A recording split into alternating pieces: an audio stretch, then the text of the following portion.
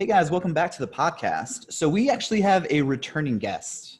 He is a data scientist, an educator, and also I would dub him the king of the data science portfolio. Michael Galarnyk, how are you doing today? Good. It's an interesting introduction. Well, so you said that your blog has taken a slight hit from where it was last time we were talking, but we're still talking like absurdly high numbers. Yeah, well, it's when you stop blogging, numbers go down, but if you have good content to begin with, like if you actually spend time making a blog good, you'll still get returning people or it'll be top of Google hits and, that sort of stuff. So, Right, so you went from like 200,000 to 150,000 in yeah. monthly So, views. I mean, and before that, when I was publishing all the time, it was like 300,000. But it's just, time, right? If you're making, courses, if you're, working and pandemic is slowing everything down. Yeah, So, that's true. So I've actually been busier now since the lockdown than before, which is mind-boggling. But I guess that's the state of online learning, which is exactly what we're going to be talking about today. So for those of you who are listening, we are going to be talking about the pros and the cons of learning online versus learning in person in a college or a university setting. So Michael, I guess let's start off the conversation with how did you learn data science? so I learned it from a formal master's program at UC San Diego. They have a data science master's there. And it was a good program.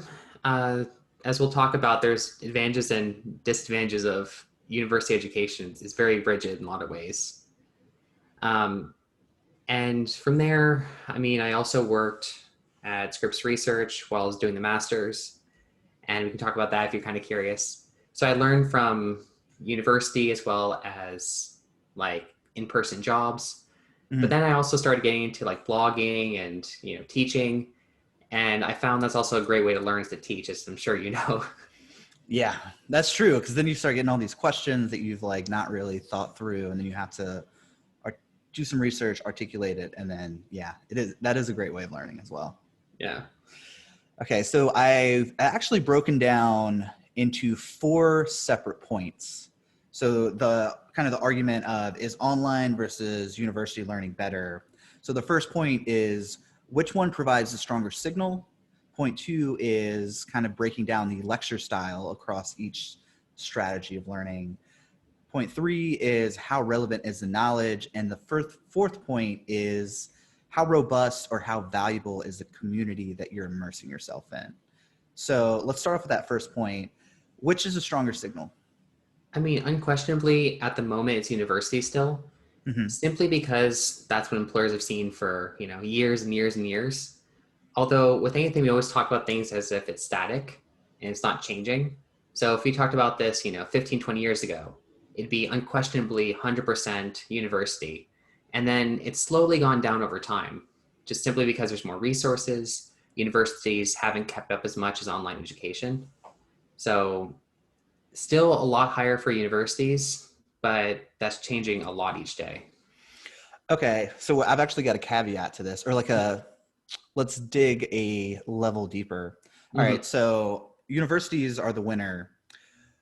What about the difference between like an Ivy League school versus kind of like I went to UNCG for my master's program, which is Mm-hmm. not like, I would say it's regionally recognized, but it doesn't have that national reach. Is the signal of Harvard or Stanford or whatever worth that, what, $50,000, $60,000 a year price tag? You got to do your math, right? You got to know how your student loans are calculated, if you can make that money back. That's always the other thing people don't consider. There's always an interest rate on a loan. You take out a car loan, for example. Depending on the interest rate, you actually might pay more for the loan than the car itself. Actually, that's typically more true for home loans if you have a rate over like 7% or something crazy. Um, so there's that issue.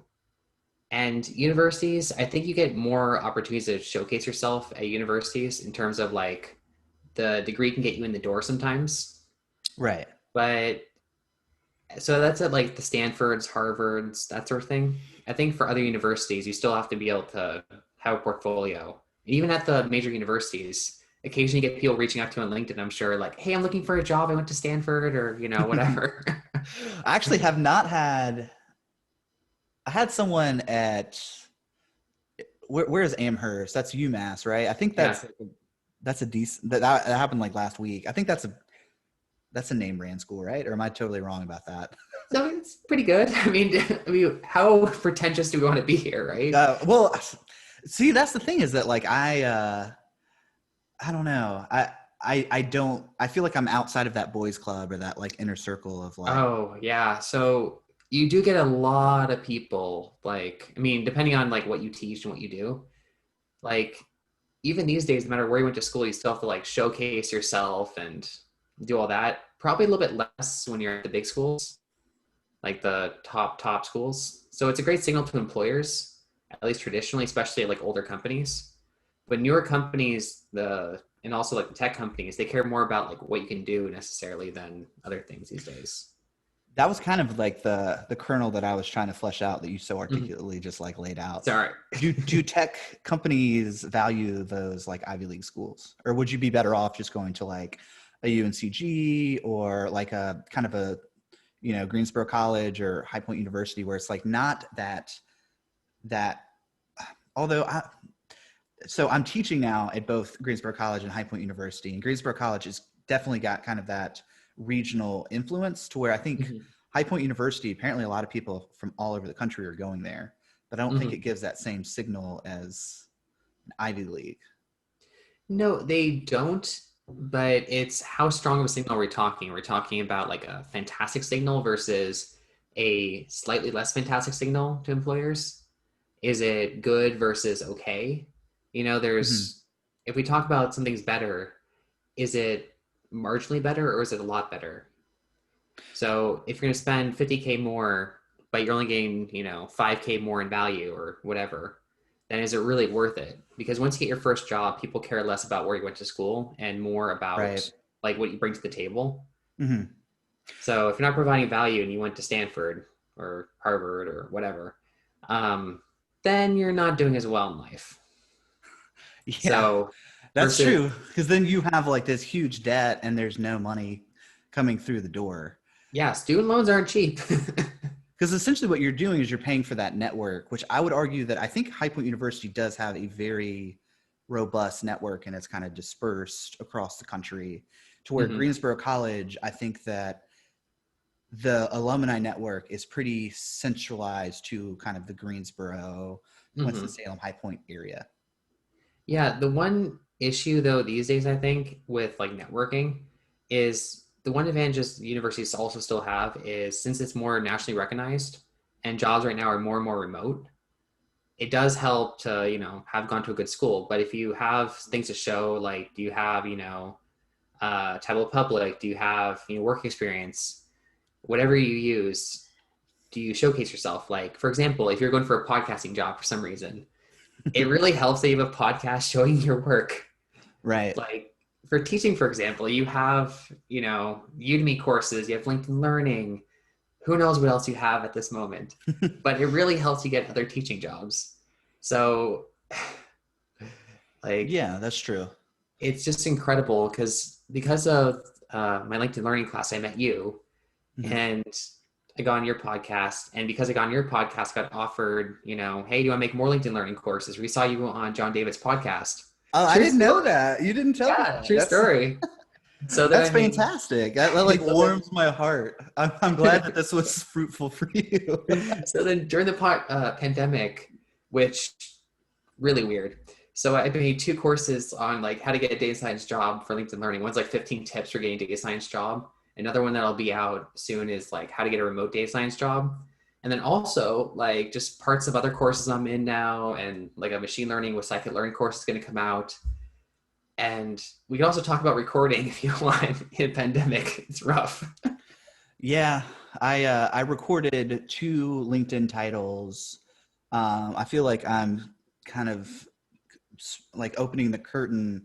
I like made a blanket fort in my bedroom and had my mic because I you had to like dampen the sound, and I felt that was so silly to me. But speaking of LinkedIn, so we just talked through the value and the signal of a university, and kind of Mhm. there's tiers to that. What does a badge on your LinkedIn profile signify, if anything? So I think it's more about the fact that you took the courses and you understood the knowledge, Hmm. because everything you do on your LinkedIn, it's good to have a badge to showcase some signal. The thing about online courses is it's easier to just say you took the course and there's not a lot of time of assessments and that sort of thing to necessarily prove that you know what you're doing. It's more about taking the knowledge you get from your LinkedIn learning classes and then just, applying it and adding to your resume. Like, oh yeah, yeah, I may have learned this knowledge, but make a project on data visualization if you have a data visualization course you took. Uh, if you took a class on getting a data science job, you don't say like, oh yeah, like I have 15 tips for getting data science job as a certification or whatever. It's more Right. about like, put a link to your GitHub if you're a data scientist, or if you're a data analyst, have links to things you've done, you know, that's a lot more valuable than just talking about things. That I feel like I echo that sentiment. And that's actually how I've designed. So I'm teaching this class at Greensboro College called Case Studies in Business Analytics. Mm-hmm. And what the first month I had the students take my LinkedIn courses to learn about Power BI. Mm-hmm. So they're like learning that foundational knowledge and then like the foundations of business analytics. So they have those courses. Plus, we're doing a student practicum, and they're also going to be building out a Tableau public portfolio. So I feel like that is sending a very, very strong signal, and it's working on multiple levels. Mm-hmm. I mean, you have people building their online presence, working on projects. You also have the best parts of online education that you normally wouldn't have at a university. Because I can assure you, just by looking at your courses, because I've seen them, they're a lot more well edited than most professors when they teach their courses. Oh Definitely better man. than mine. And I'm not a professor. I just teach for like Stanford's version of adult education and like corporate education. Same thing with Mhm. UC San Diego. And professors I had there as well, their online lectures are nowhere near well as edited as like LinkedIn Learning courses and all that sort of stuff. Well, I think that's where you and I have kind of a unique competitive advantage, which is weird to find myself in this position because I've only been making content on YouTube, and that which the YouTube channel is how I got into making my Udemy courses, which then led to the LinkedIn stuff. Mm-hmm. But that's 2 years of track record that there's this massive structural shift in the education space that you and I are like kind of ahead of that curve, and it's fascinating to see because these professors have not thought about this or had like we have multiple reps. Like we've built Mm-hmm. multiple courses. We've gone out to Santa Barbara to record in studio. We've kind of seen how all of that works. I mean, that was like, I keep saying that, okay, my MBA was my MBA. Starting my consulting agency was my MBA 2.0. And I think this is like my MBA 3.0. Like I'm like now getting to like immerse myself and learn in this new space. And what's cool is it's kind of like building on top of itself. Yeah, it's very synergistic in a lot of ways. Uh, the one thing also just about like making online courses, teaching, that sort of thing, is online instructors, at least for like LinkedIn Learning classes, Udemy, like we're incentivized to make as good a course as possible simply to get used. And that means to more revenue, not necessarily a ton of revenue always, but at least more revenue. So the better job we do, the more money we get. Uh, the one thing about university professors is they're not on a percentage revenue necessarily. A lot of professors typically at research institutions, they're incentivized to do research. Mm. Like, especially the more pretentious schools, you might have gone to, big school, not gonna name any names here, but a lot of professors care so much more about their research than they do about teaching because that's how they get tenure. That's how they get a bigger name for themselves. Whereas teaching, a lot of universities just hire adjuncts who get paid way less, have way longer hours, teach at multiple universities often, because it's hard to survive on an adjunct salary, relatively speaking, at least. Oh yeah, for sure. So like It's weird. the incentive structure is so much different. So professors that are not like just at teaching schools, um, oftentimes they, it's not really a priority. So I honestly don't think, people like you or me would, have such an audience or such a niche. If university professors were really incentivized by teaching, like, they got tenure strictly based on teaching, they would, go crazy. They would have, people edit their videos. They'd have their grad students work on lectures instead of, research, which is equally important as we're seeing now during the pandemic. But just different incentive structures for, in person versus online courses. So. Well, that kind of leads us to that second point, and like the 4-point kind of structure for this conversation is lecture style. Mm-hmm. So what are the differences between a university like classical education versus an online lecture style? So how about you answer this one first, because you recently started doing this. Okay, so yeah, I'm in an interesting place because I started with the online, which I will say online is very rigid and it's very, I would say, impersonal. So I would write out a script, record it, and then you would just sit down and consume that knowledge. Yeah. To where what I'm getting with like my experience with Greensboro College is that I'm much more alive to the moment, to where I can see where the students aren't quite understanding and I can double down there. And then I can also incorporate things where, so this is a pretty cool story. So last week, one of my students came up to me after class and said, "Hey, I'm a golfer. I play on the golf team for Greensboro College. I was paying for this app that was collecting all my golf data, but it's too expensive now. They've like upgraded the plan. Can you help me with this?" And I was like, that's a really cool use case. Why don't you save that and we'll talk through this process in class.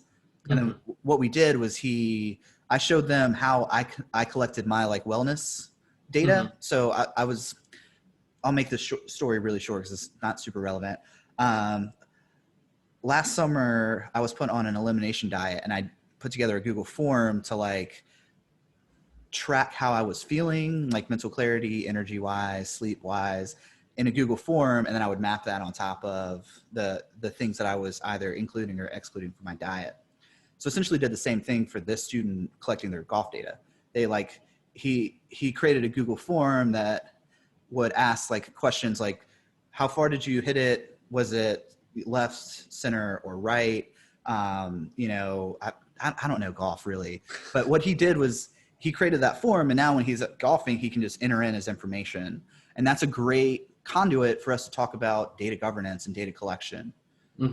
So that is so much more alive and engaged versus, okay, data governance, there are 3 main challenges here, blah, blah, blah. And then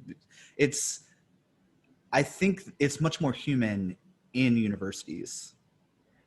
Oh yeah, I mean, it's definitely has a personal touch when you teach in person, because you can modify the curriculum for your students, or you can do specific examples that are actually relevant to the students. So rather than talking about like false positives and false negatives and stuff, you can do actual examples of things that are happening in people's lives. I shouldn't probably talk about false negatives and stuff during COVID. But you can really personalize curriculum. That's one real benefit of teaching in person. You can get to know all your students. You can find out which ones are great if you want to recommend them for a job, for example. It's easier to get a stronger signal on the student itself, so that you can then, help the student out if you find them, very good at their job, so to speak. Yeah, and there's like an opportunity to build relationship. So one of my students actually came up to me after the first class, and she said, "Hey, I hired someone to work through my resume. I've checked out your podcast. I know that you and Elizabeth do this." And then she just like had 3 specific questions about her resume. And then I got back to Elizabeth and I was like, why don't we start like a mini series where we take her on as an intern and we can actually kind of document that process. And we've just hired her, and we're actually going to be facilitating her doing a nonprofit impact analysis for the nonprofit that I'm the treasurer for. So that's kind of working, that benefits us, but it's also, she's going to get hands-on kind of mentorship from me, Elizabeth, and the people at Tribal First. That's wonderful. Right. I mean, so I don't think you'd get that on an online course necessarily. It's rare. I mean, that's how you and I have kind of gotten jobs. People see like our courses and, Right. ask you want to do more courses. So, but for like the student perspective, I've only had like a couple students for when I've taught at UC San Diego's like extension school that I've actually been like, hey, this person's really good for this job. Like I recommend them. And Mhm. that's like a kind of a hybrid kind of model. Like these days, at least I teach it mostly online. Well, now it's all online. But before it was like, here's some lectures, then we, meet in person and just talk about things.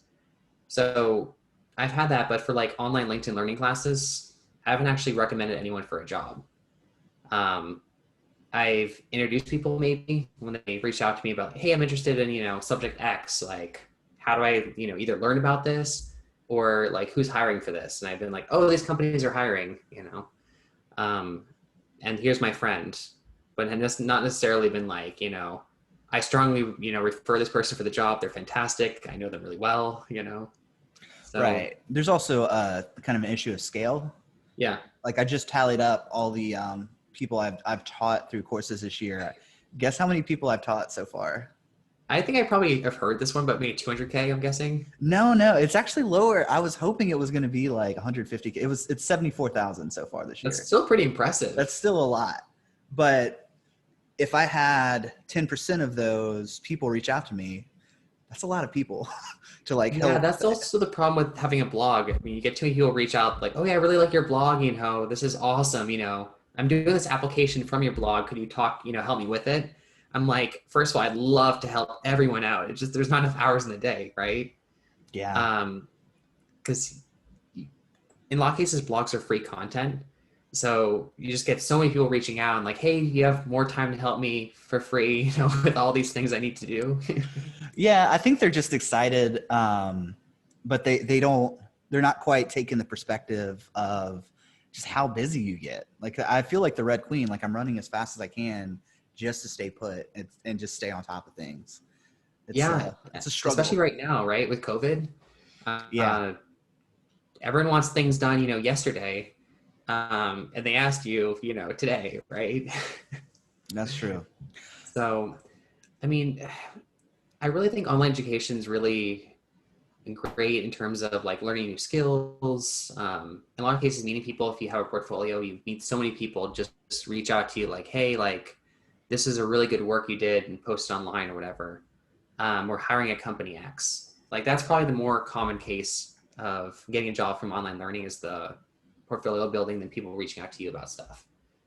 So So what do you think about the relevancy of what's being taught on online versus in-person online lecturing? definitely is typically more relevant because I think as we discussed, like you get paid based on how relevant your curriculum is. People Hmm. take things that are more useful. Whereas universities, it's like you sign up, you try to get in this university so hard. And then when you get there, you find out like they're not incentivized to update their curriculum often, especially the bigger schools. So you can be learning about things that are, ancient. So I'm not going to tell you which degree, in which place. In one of my university degrees, we were learning about an older version of Fortran. Like, do you know what Fortran is? No, I don't. So Exactly. yeah, I have no idea what that is. Yeah. So, and this was like, this is relatively recently. So, yeah. So, you oftentimes professors have no incentives to update the curriculum because it's work. Doing curriculum is work. And also, you have to learn the new tools, the new relevant industry things. Whereas online, it's almost always gonna be up to date because people don't take a course that's out of date, right? Yeah, well, I think it's the competitive structure to it. Yeah. To where I developed the my last Power BI course. Um, I developed that before they even launched the new certification, and it was a course on the certification.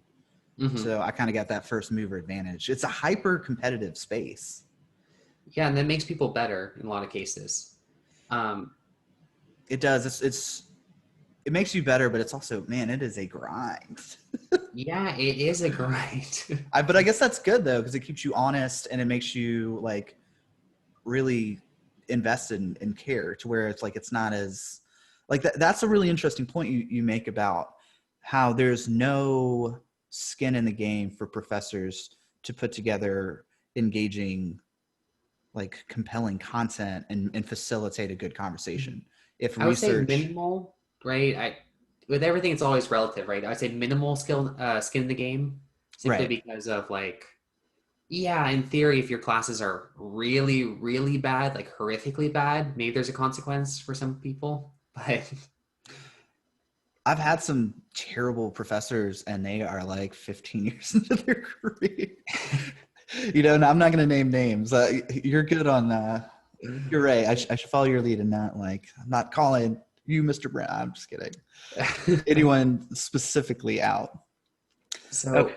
I think also what's going to happen now is universities, and this is kind of already happening, is universities are either leveraging online content to help supplement their lectures, because doing things from scratch, as you know, is a terrible amount of work. Especially building a course from scratch. Like, for example, for our LinkedIn Learning classes, you and I didn't do it alone, right? Right. So having a professor or having a grad student that's teaching the class, which is often the case in some schools, having them, creating scripts, editing them, putting them on camera, in some cases doing their makeup, editing videos, like all that's so much work.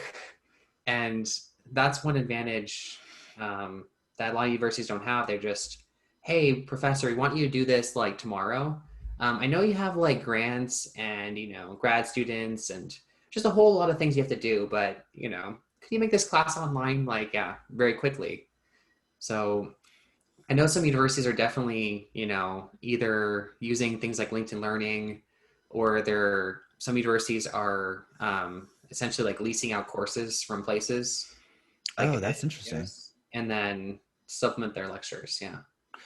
Yeah, I feel like with my Greensboro College class, I'm using LinkedIn as the heavy lifting, Mm-hmm. and I'm using actual class time to kind of weasel out the gaps in the knowledge. Mm-hmm.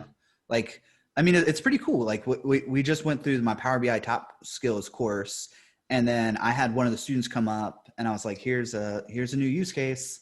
We need to build this data model. We need to connect to the data, clean the data, model it, and then here's some questions." And Mm-hmm. I basically just had the students as a group problem solve, and then when they got stuck, I would kind of like come in and facilitate. But it kind of gave me like a very quick feedback on, oh, they don't understand the concept of cardinality, or Mm-hmm. they don't understand what a relationship is between two tables in a database or a data model. And that's wonderful. Also, do you record your classes, or your classes recorded for the students in person? um I'm not doing that. um I think that it would be hard to kind of capture the essence of it via online in Mm-hmm. that specific use case, um, because unless each individual student were wearing like a lapel mic, I don't think, because the we're having a conversation. I don't know how to capture that. Yeah, that's the other problem with university education right now in terms of like also having it like podcasted or recorded, is it's hard to get, first of all, good audio, prepared lessons. Because like even right now I have a microphone right next to me and I can clearly see you have one next to you, and you'll probably do some editing and a bunch of stuff. No Was it? editing for the podcast. I leave it all in. Oh God, edit that out. Yeah, like, except for that part. We're definitely taking that specific part out. I'm just kidding. Thanks. I don't want to lose people. So yeah, it's really hard because yeah, like you said, every student's not wearing a mic. It's not like you can see everyone's computer screen that comes up magically during the lesson. Uh, you lose a lot, and it's hard to get some of that essence into online education. So that's kind of also what online's missing some ways. Like you're not interactively answering questions in a pre-recorded class for like online learning.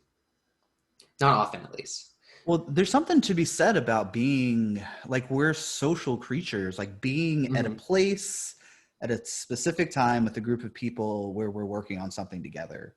Mm-hmm. That I'm still like, this is my first semester teaching in person. I still feel like I'm experimenting, like kind of like my professor voice.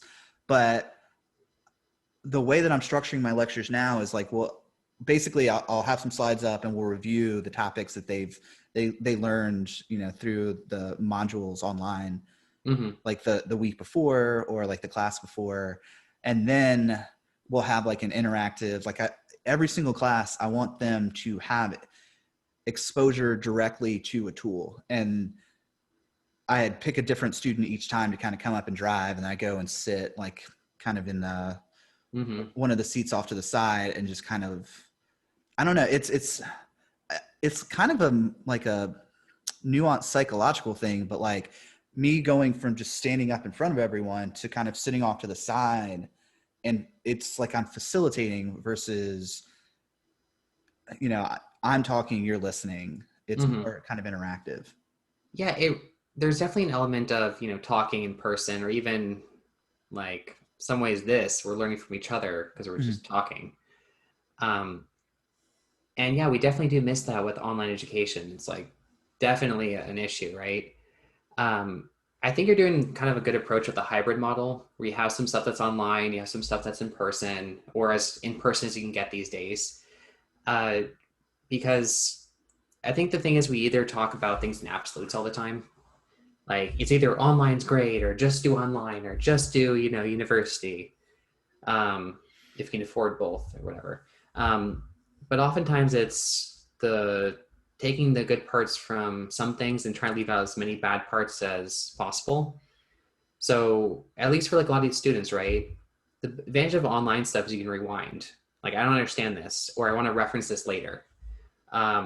Whereas the in-person stuff, like I didn't take a note for something the professor exactly said or something I think they said, or you're in trouble, right? So I think the thing is we need to take away from this conversation is really just there's a hybrid approach. It's not just, one thing or another. And that's one thing I've learned for teaching in person, at least. So like students have an LMS often, like they use Canvas or Blackboard, something where they get the materials for a course, often at universities too, or they use their own custom learning management system. I should probably define my acronyms. Learning management system is an LMS. And oftentimes with LMSs, you can have discussion boards, you can have videos there that they can rewind and go further on. That, along with the class structure, means that they can also discuss what happened in the class afterward with each other or with you. And also with the lectures, they can rewind and go forward. I think it's just giving students the flexibility to learn how, they best learn, really. And I think there is a gap in I don't mean to be overly grandiose because I'm just scratching the surface, like in this space. From what I'm seeing is these students don't know how to teach themselves online, which I think is the number one skill that is going to determine success or failure in your career. That helps. It certainly helps. Right. To where like they'll ask me questions that they could simply just type into Google, and there was no need for them to send me an email, wait for me to respond, then get an answer back and maybe need some clarification. It's like, just, it's there. Just engage with like this, magnificent volume of data that is the internet. Like you can serve yourself essentially. Yeah, I think it's also teaching students how to ask the right questions. And even us, like we are always constantly improving like our ability to ask questions and like be able to find the answers, right? Google works as you have a question, they give you an answer. If you can't ask the right question, you may not get the right answer. So yeah, that's true. But then there's kind of like this, and maybe this is a skill, and I've not really thought of it as a skill of like how to kind of follow threads. Because like you might go on Reddit and type in Power BI.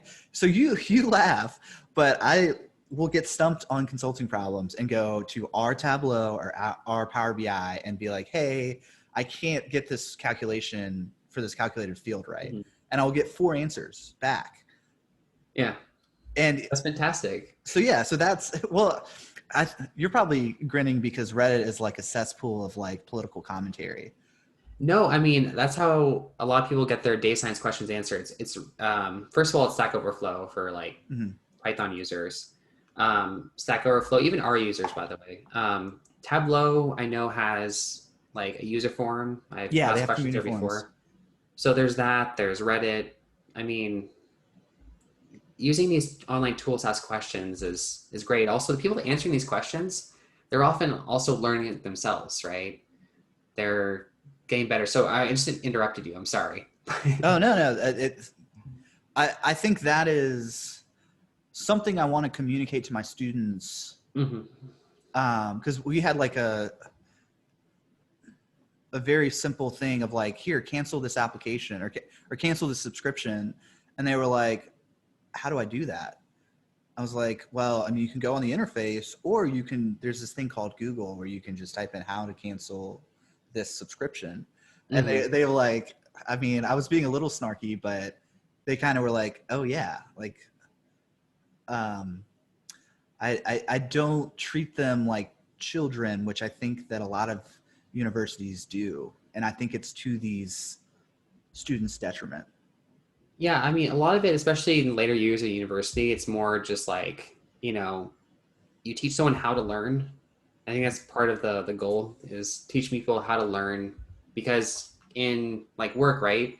There's gonna be things you don't know. That's why you get paid money to solve, typically harder problems than, things that are just very simple to do.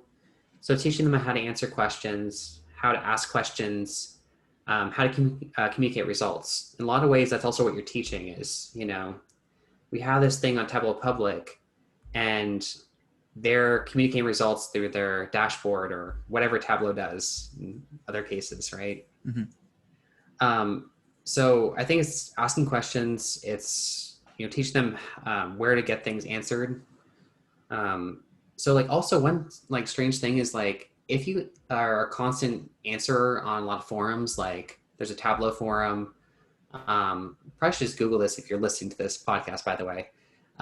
But like for R users or Python or whatever, you can also go on Stack Overflow. People have gotten jobs off Stack Overflow because they're so good at answering questions. People find them and are like, you are amazing. Like, please work for our company. Or, hey, do you want to interview for this company? Like That's such a wild concept to me. But I mean, it totally makes sense because it's social proof. yeah, Like, it's social proof. Also, you might refer to your own answer sometimes because, you forgot something yourself. So right. it's great for you as well. And I think that's also one thing people are often afraid of is like, what if I, answer a question or something or, who might answer a question? Well, you have to start somewhere. That's true. And I mean, they can be a little bit, Mean sometimes. yeah, there's this weird thing within the internet and specifically internet tech people of within that Power BI course, like I put like a 7-minute interview with one of the podcast guests on how to get an analytics job. And he said something like Power BI is not as good as Tableau at visualizing data. And I got a 1-star review and a paragraph long about how this course is a hatchet job on Power BI. It's besmirching their great name. Who am I to like dispute or even like besmirch the #1 business intelligence? There's this weird like tribalism that kind of breaks out too, which is strange. I mean, I think that's also in the workplace itself in some ways. And people are meaner online often, Oh right? I'm yeah. sure in this podcast we're gonna get some nasty, nasty reviews. Like who is this Michael person you have on the podcast? He doesn't know anything. Who is he, right? Oh, Or who's this you're data absolutely person? wrong about that. You were like the person that the audience wants to hear from because you have more opportunity coming your way because of your online presence than you could Yeah. ever. I mean, yeah, I have some people that are nasty. They're like, oh yeah, like why'd you, write this blog or your blogs are so simple or, whatever. It's like, well, just Um, move on. yeah, just move on. But the good people are so much more worth it for like, it just makes up like every single wrong thing people, say or do or whatever. Because one person get you a job. One person can, change your life. They see your like your work. A couple people, like, it's getting to the point now where, you know, you have more than one person because you have such a presence, right? Multiple people will reach out to you because you know, there's so many platforms where people can find you, right? Yeah, that's true. Um, so I'm sure if it's not overwhelming for you yet, it might be. I think I'm just gonna In hire terms of just people reaching out to you because you have so many things online. I'm just gonna hire an army of virtual assistants. That's what I'm gonna do. Some VAs, just answer all the questions Maybe. for me. No, that would not work. That would be a terrible I plan. mean, But what we're kind of talking about here is sorry, it said unstable internet. Am I lagging right now? you're lagging a little bit. That's okay. You're you know, there's oh yeah, you're fine now. Okay, So perfect. what we're talking about here is Community, which is the last point to kind of like tie yeah. this all together. So let's close out this conversation on the differences in community of in-person university colleges versus learning online. What's the That difference? sounds good. So obviously with in person, especially, you know, when you're allowed to be in person and, you know, not be at least 6 feet apart with a mask on and, you know, be okay being in the same library together or, you know, classroom when it wasn't so scary. Um, there's a lot of advantages of meeting people. You form friend networks that can help with jobs, also just, you know, friendships or social creatures, as you said. Um, and a lot of people are missing that right now, especially people that were very strong in the social interaction space. Because also that's a good way to, people can see your screen if you're having issues, right? You can have someone come over to the computer to help solve an installation issue, for example. Or, you know, work together on some, you know, challenging math problem if you're in math, or go over organic chemistry, you know, together to just, it's easier to see what people's problems are to help answer questions. And also just for networking, all that jazz. Although honestly, you and I have met online, so there's always examples of people meeting in person versus online. So with online, right? We talked about community wise, like there's so many forums and there's so many places to ask and answer questions online where you can really just make a name for yourself, but also just, you know, meet friends and go from there. Like people meet each other on Twitter, like at least in the data analytics space and data science especially, people have met each other on Twitter and become good friends. Like just It's a wild world. because people on Twitter, for example, post like, you know, here's some, you know, good book on machine learning, or like here's these flashcards of machine learning I made, like, and people were like, oh, this is awesome, like thank you so much.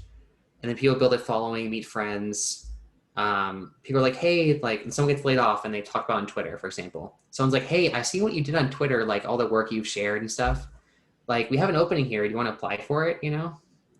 Oh, So that's cool. you you build a community in Twitter and like just answering questions, Stack Overflow, just like all these places where you can just really, in some ways, socialize, network more so than probably socialize, because socialization is probably better in person. That was I almost have it. It's almost like a matrix in my mind. Mm-hmm. Of maybe matrix is not the right word, but it's kind of like colleges are high in human connectivity, Mm-hmm. low in kind of tribe mentality though. Like Mm-hmm. you might identify that, you know, we both go to Greensboro College, but you're in there with math students, you know, scientists, art history. There's not that this is my industry, to where Mm-hmm. online you can connect with tribes and groups of people who have a common goal of wanting to become a data scientist or become a Tableau developer or become an analyst. And Mm-hmm. that is higher in kind of like the other side of connectivity, kind of like identity, Mm-hmm. if that makes sense. Yeah, of course. You can really specialize a lot and meet people exactly in your tribe. online, which also probably makes things a bit more polarized online, right? Oh Things yeah. get, more nasty online because people, form their tribes a lot easier, so to speak. Um, And warfare, tribal warfare.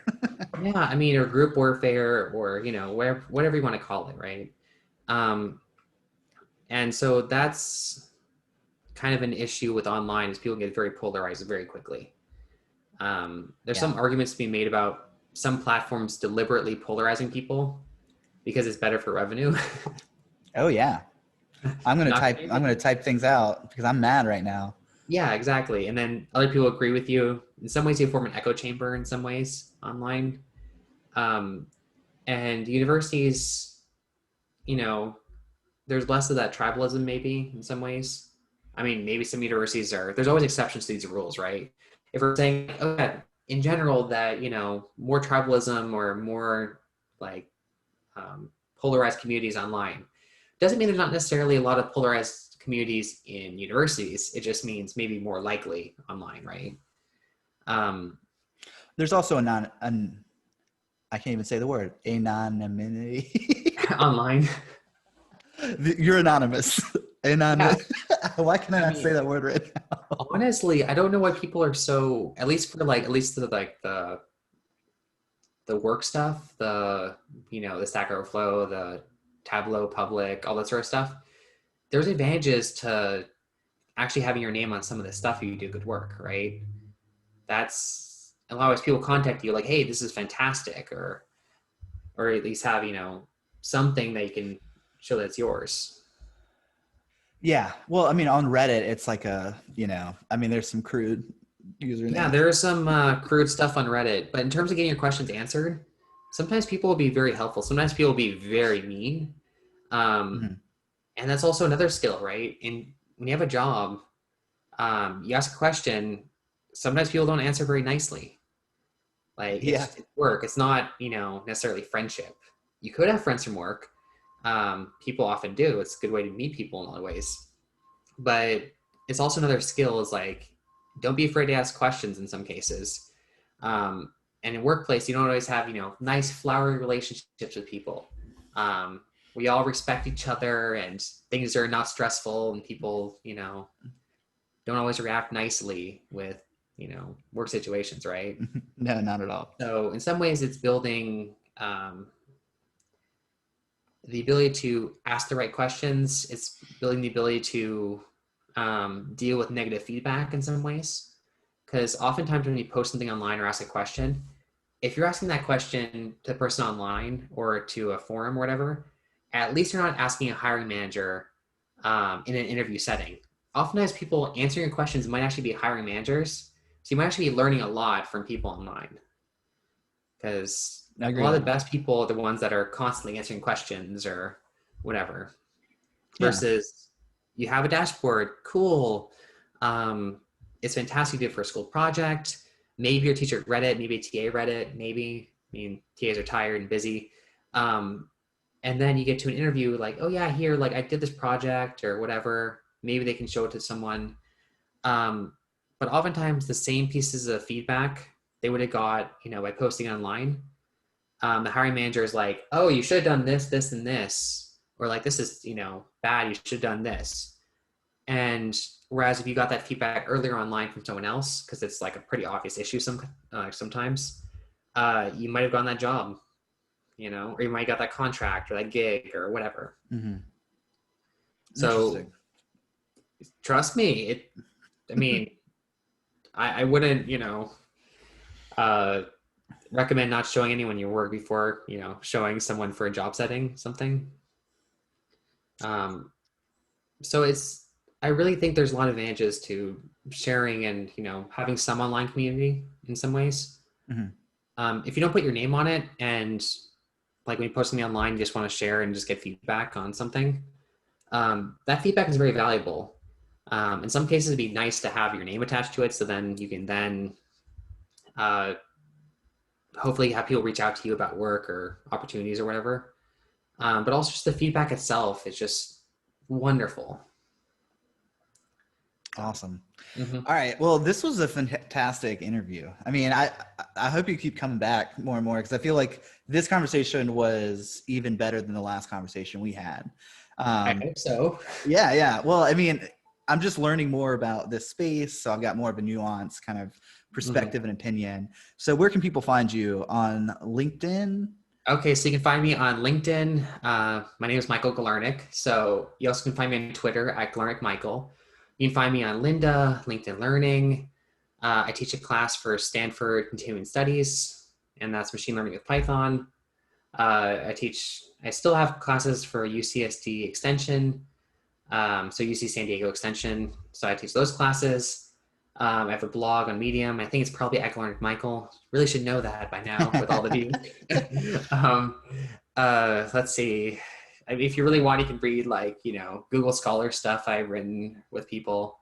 Um, and honestly, it's increasing. I'll probably have an announcement for next time on the podcast about like other things I'm teaching. So we can Great. talk about, other subjects like, let's see, assuming I'm invited back, of course. Like subjects You've like already gotten the invite just now. You can come back. like online courses versus university versus boot camps, for example. Like that'd be a really fun topic to talk about, like who's incentivized to help best get you a job, so to speak, and Awesome. like the advantages and disadvantages and such. Yeah. Great. Well, you guys reach out to him and continue to help him become even more famous in the data science space. Thank you Awesome. so much, John David. Oh, thank you. Okay.